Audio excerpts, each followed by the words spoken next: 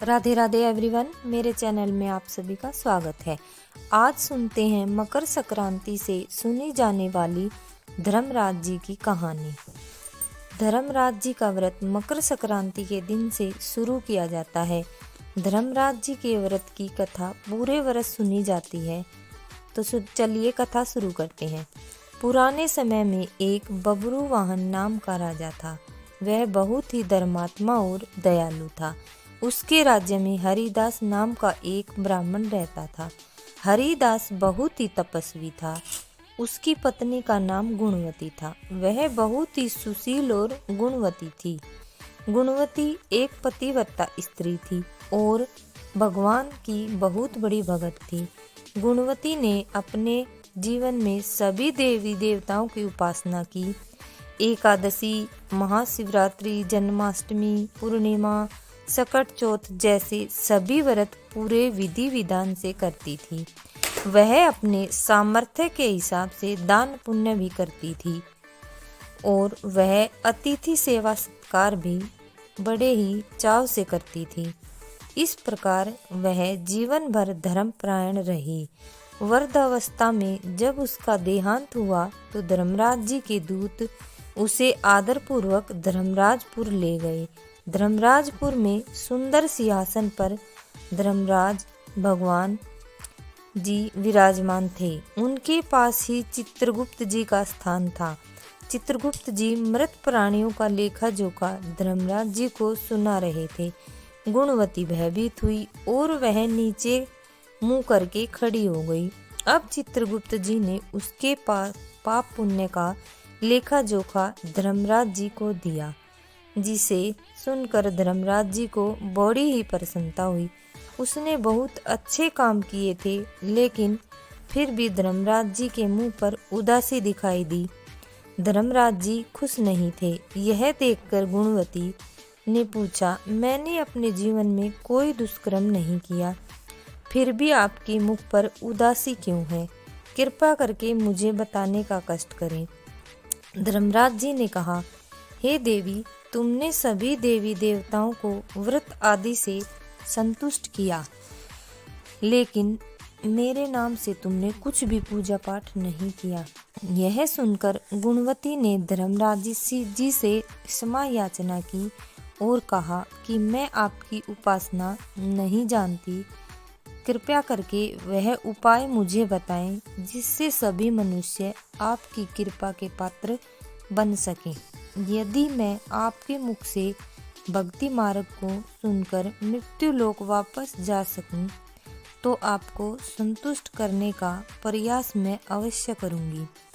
धर्मराज जी ने बताया, मकर संक्रांति के दिन जब सूर्य भगवान उत्तरायण में प्रवेश करते हैं, उस दिन से मेरी पूजा शुरू करनी चाहिए। पूरे साल तक मेरी पूजा करें और मेरी कथा सुनें, और एक दिन भी मेरी पूजा और कथा नहीं छूटनी चाहिए। साथ ही धर्मराज के इन 10 नियमों का पालन जरूर करना चाहिए, जैसे धीरज रखना, संतुष्ट रहना, क्षमा करना, मन को वश में रखना, चोरी न करना, अपने मन में प्राय पुरुष या स्त्री का ध्यान न आने देना और मानसिक शारीरिक रूप से शुद्ध रहना, इंद्रियों को वश में रखना, मन में बुरे विचार न रखना, पाठ पूजा और दान पुण्य करना, व्रत करना और व्रत की कहानी सुनना, सच बोलना और सच्चा व्यवहार करना और क्रोध न करना। धर्म के इन 10 लक्षणों का पालन करें और मेरी कथा नियमित रूप से सुने। दान पुण्य और परोपकार करें। 1 वर्ष बाद मकर संक्रांति के दिन आए, तब इस बात का उद्यापन करें।